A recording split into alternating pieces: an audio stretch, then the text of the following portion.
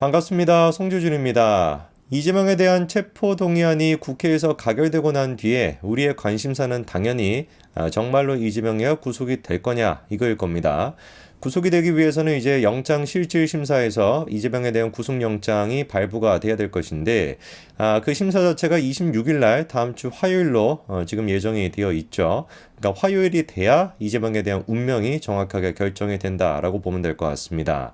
자, 그러면 이제 우리가 좀 따져봐야 되는 게 이재명이 구속이 될 가능성이 있냐라고 한다면은 구속이 될 가능성이 굉장히 높아요. 물론 이제 뭐 지금 그 이재명에 대한 운명을 결정지을 판사가 유창훈 판사인데 유창훈 판사가 과거에 이재명과 관련돼 있는 여러 가지 사안에 대해 가지고 구속영장 발부를 기각한 경우가 꽤 많다 보니까 걱정이 좀 되기도 합니다만 근데 이제 우리가 결정적으로 유창원 판사가 이번에는 발부를 할 수밖에 없다라고 보는 이유가 몇 가지가 있습니다. 첫 번째 같은 경우는 지난번에 이재명에 대한 그 체포동의안이 국회에서 부결되지 않았습니까? 이번에 같은 경우는 가결이 됐었는데 지난번에는 근소한 차이로 부결이 됐었죠. 근데 그때 당시에 이제 그 유창원 판사가 이재명에 대한 영장 자체를 이제 그냥 청구 소송 자체를 이제 무효화시켰던 근거가 뭐였었냐면은 아니 국회에서 이재명에 대해 가지고 부결을 시켜버렸는데 어떻게 이 건이 유지가 될 수가 있겠냐라고 해가지고 국회에서 부결이 됐기 때문에 구속영장 또한 마찬가지로 사실상 기각이 되는 그런 결정을 내렸던 게 유창훈 판사였거든요.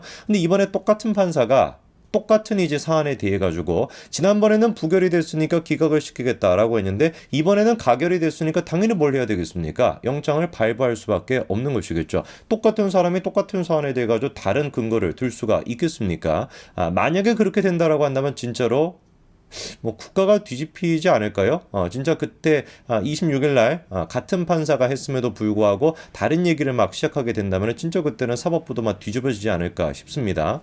그리고 또 봐야 되는 것이 이번에 검찰이 이재명에 대한 구속영장을 청구할 때 뭐 백현동에 대해서 쌍방울에 대해서 이것만 넣었던 것이 아니라 검사 사칭에서 위증교사를 했다라고 하는 혐의까지 검찰이 같이 구속영장에 청구를 했거든요. 그리고 그거에 대한 그 녹취록까지도 검찰이 전부 다 확보를 했다라는 거 아니겠습니까? 저거를 왜 넣었냐? 이유는 간단한 거예요. 이재명이가 뭐 할 가능성이 높다라는 걸 보여주는 거겠습니까? 그렇죠? 증거 인멸할 가능성이 굉장히 농후하다라는 걸 보여주는 것이죠. 전화까지 자기가 걸어가지고 지 재판에 대해 가지고 조금 유리하게 뭐 진술해달라라는 식으로 얘기할 위인이 이재명이라고 한다면은 당연히 이런 인간이 구속이 되지 않는다면 증거 인멸할 가능성이 높고 이거를 생각하더라도 구속을 시킬 수밖에 없다라는 거 아니겠습니까? 그리고 유창원 판사 같은 경우는 특히나 지난번에 이제 그 강내구가 됐거나 송영길의 전 보좌관이 됐거나 이제 그 돈봉투 사건에 관련돼 있는 그 두 사람 같은 경우는 유창원 판사가 전부 다 구속영장을 발부를 했죠. 근데 그때 그 사유도 증거인멸에 대한 그 사유였다라고 합니다. 증거인멸할 가능성이 있다고. 그런 점에 특히나 예민한 사람이다 보니까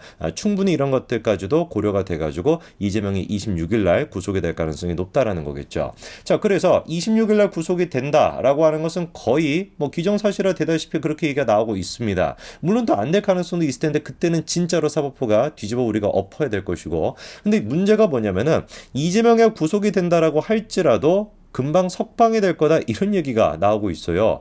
좀 이해가 잘 안 되는 것이죠. 윤석열 대통령이 뭐 석방을 시킬 것도 아닌데 어떻게 석방이 될 수가 있다라는 것이냐. 오늘 제가 그거에 대한 이야기를 좀 말씀드리고자 합니다.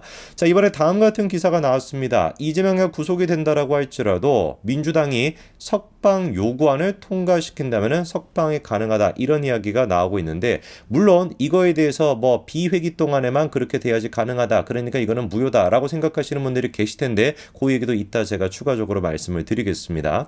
자, 보니까 국회 관계자가 이런 얘기를 합니다. 정기 국회 회기 중에 체포동의안이 가결이 됐지만 다음 회기가 열리면 석방 요구안을 추진해가지고 올릴 수가 있고 그게 통과가 된다면 실제로 뭐가 가능하다라는 거예요. 이재명에 대한 석방이 가능할 수도 있다라는 겁니다. 근데 이 지금 석방 그 뭐 요구안이라고 하는 것이 뭐 국회 몇 분의 몇 채 뭐 동의를 받고 뭐 이런 게 필요하다라고 하는데 사실 뭐 의미가 없는 거 아니겠습니까? 민주당 쪽에 있는 지금 인간들이 거의 한 과반에 한 180석 가까이나 되다 보니까 지들이 마음을 먹으면 충분히 석방 요구안 같은 것도 올릴 수가 있습니다. 자, 그러면 이제 법적으로 저게 정말로 가능하냐라고 보니까 헌법 44조에 다음과 같이 나와 있습니다. 국회의원이 회기 전에 체포 또는 구금된 때에는 현행 범인이 아닌 한 국회 요구가 있으면 회기 중에 석방이 된다라고 분명히 나와 있죠. 그러니까 아까 국회 관계자가 얘기했던 것처럼 다음 회기에 이재명에 대한 석방 요구안을 올려가지고 통과가 된다면 실제로 석방이 가능하고, 과거에 그 한나라당 그때 당시에도 이렇게 정치 자금과 관련돼 가지고 구속이 된 사례가 있는데 석방 요구안을 통해 가지고 석방이 된 경우가 있더라고요. 실제로 그래서 이재명이 또한 마찬가지로 석방이 될 가능성이 분명히 있다는 겁니다. 그러다 보니까 이제서야 우리가 조금 이해가 되는 것이죠. 이재명이가 불체포 특권 포기하겠다라고 얘기했던 게 6월 19일이었습니다. 근데 그때부터 시작해가지고 갑자기 계속해가지고 꺼냈던 게 뭐예요? 비회기 동안에 영장을 청구하라, 이런 식으로 이재명이가 요구하지 않았습니까? 이제 그러니까 약간 퍼즐이 맞춰지는 것이죠. 왜 그렇게 이재명이가 비회기 동안에 영장 청구하라고 요구했을까? 비회기 동안에 영장 청구하게 되면 어떻게 되는데, 우리가 그 국회가 열리지 않는 기간이 비회기다 보니까 비회기 동안에 영장 청구가 되게 된다면 체포 동의안에 대한 부결 가결 이걸 자체가 필요 없게 됩니다. 아예 그냥 비회기 동안에 영장 청구를 하게 되면 바로 영장 실질심사로 가가지고 거기서 이제 구속이 되냐 안 되냐가 결정이 되게 되거든요. 표결 자체가 필요가 없어지는 거죠.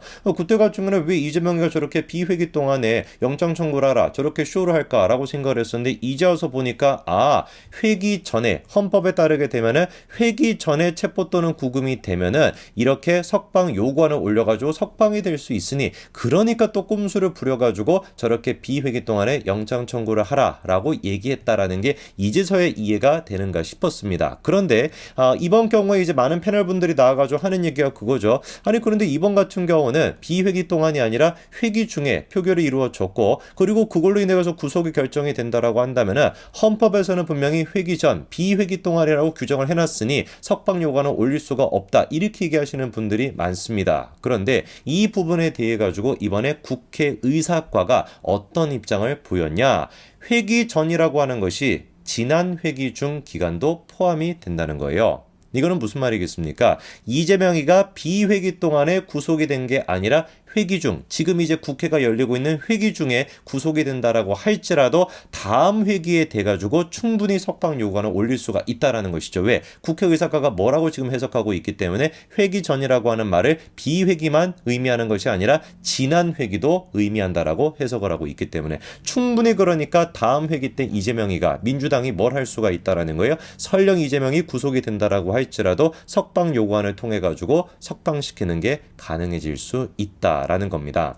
자, 그러면 이제 우리가 봐야 되는 게 일단 이제 그 정기 국회가 12월 9일까지 열리게 됩니다. 그럼 정기 국회 기간 동안에는 이재명이가 석방이 될 수가 없겠죠. 근데 우리가 생각해 봐야 되는 게, 민주당이 충분히 과반을 차지하고 있는 정당이다 보니까 뭘 열 수도 있는 겁니까? 임시 국회를 열 수도 있습니다. 그러면은 12월 9일에 원래 국회가 끝나고 난 다음에 그 이후 임시 국회를 열게 됨으로써 임시 국회 동안에 충분히 과반인 민주당이 밀어붙여가지고 뭘 통과시킬 수도 있다? 석방 요구안을 통과시켜가지고 이재명을 석방시키는 게 가능해질 수도 있다는 것이죠. 그러면 이제 우리가 아까 전에 봤던 이 얘기를 다른 차원에서 볼 수가 있는 겁니다. 왜 그렇게 이재명이가 비회기 동안에 영장 청구하라 라고 하는 얘기를 강조를 했을까?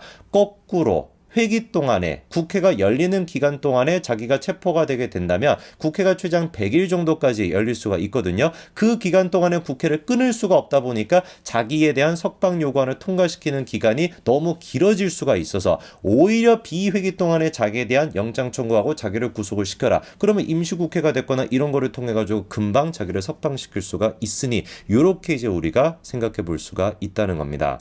참으로 그러니까 이재명이가 꼼수를 여러 가지로 진짜 부려놨다라고 봐야 되겠죠. 그러니까 충분히 이제 법률적으로 비회기 동안에 돼야 되니까 그게 안 된다는 얘기는 이제 사실이 아닌 겁니다. 국회의사과에서 분명히 지난 회기까지도 회기 전이라고 해석을 했기 때문에 충분히 민주당이 마음을 먹으면 어떻게 할 수 있는 거예요? 12월 임시국회를 열어가지고 이재명에 대한 석방을 할 수가 있다라는 겁니다. 다만 정치적으로 총선을 코앞에 앞두고 있는 12월 달에 과연 이재명이 석방을 시킬 것일까? 이재명이 구속이 돼 돼 있는 그 인간을 갖다가 석방을 시켜가 그게 이제 우리가 따져볼 문제인 것이지 충분히 민주당이 밀어붙이겠다 한다면 석방도 가능하다라는 거죠. 지금은 이제 민주당이 약간 비명계가 이번에는 반란 아닌 반란을 했습니다만 정청래가 당대표직을 지금 임시로 맡고 있고 그리고 또 개딸들도 지금 엄청나게 흥분해 있는 상태다 보니까 민주당이 다시 이재명 체제로 돌아가는 듯한 그런 느낌이 있는데 우리로서는 박수를 치고 환영해 줘야 되는 일일 겁니다. 제발 좀 이재명이가 구속이 되고 제발 좀 민주당이 12월 달에 석방을 시켜줬으면 좋겠습니다. 그게 민주당이 자멸하고 자폭하는 아주 명백한 길이니까요. 제발 구속되시고 제발 석방해 주시기 바랍니다. 여기까지 말씀드리겠습니다. 감사합니다.